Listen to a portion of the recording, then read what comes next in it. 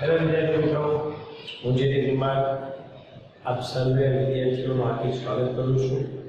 Online એજ્યુકેશનની અંદર આજે આપણે ધોરણ 9 વિષય ગણિતમાં ચેપ્ટર નંબર 15 સંભાવનાની અંદર મેઇન દાખલા નંબર 11 જોવાનું છે। આ ચેપ્ટરના આગલા વિડિયો ખાસ કરીને જોજો, પછી તમે આ વિડિયોને સ્ટાર્ટ કરજો। વારંવાર એક વાર રિપીટ કરું છું। क्वेश्चन अपनी પાસે એક આવો છે કે લોટની 11 થેલીઓ છે। લોટની 11 થેલીઓ છે અને એ 5 કિલોની થેલી છે। થેલી ઉપર લખેલું છે 5 કિલો, પરંતુ હકીકતમાં લોટ તેની કેટલો છે, કેટલા કિલો છે તે તમને માહિતી આપી છે। પહેલી થેલીની અંદર 4.57 કિલો લોટ છે, બીજી થેલીમાં 5.05, ત્રીજી થેલીમાં 5.08, 5.03, 5 આવી રીતના 11 થેલીઓની અંદર રહેલા લોટ આપણને આપેલો છે। પ્રશ્ન સમજો, તમને થેલી 5 કિલોની જ આપેલી છે એની પર, પરંતુ ક્યારેક લોટ વધારે હોય અને ક્યારેક લોટ ઓછો હોય, તો વધારે ઓછો લોટ છે તેની માહિતી આપણને અહીંયા આપેલી છે, બરોબર છે।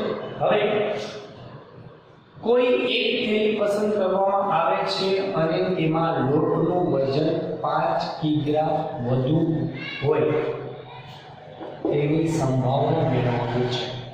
આપણે કોઈ એક થેલી પસંદ કરી છે અને તેની અંદર લોટ છે એ 5 કિગ્રાથી વધુ હોય, 5 કિલોથી વધુ હોય તેની આપણે ગણતરી કરવાની છે। તો અહીંયા कुल थैलीनी संख्या 11 છે। कुल लोटની થેલી કેટલી છે? તો કે 11 થેલીઓ છે। ઘટના એ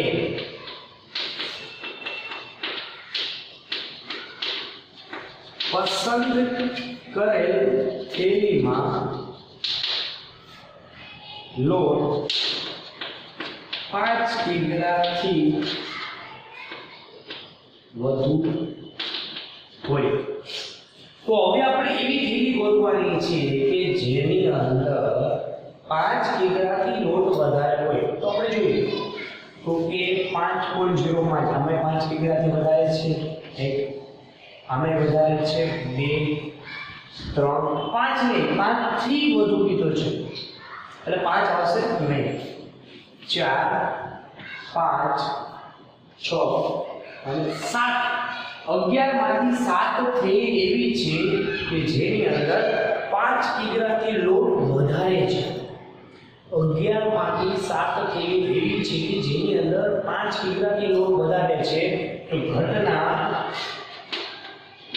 એ ઉદ્ભવવા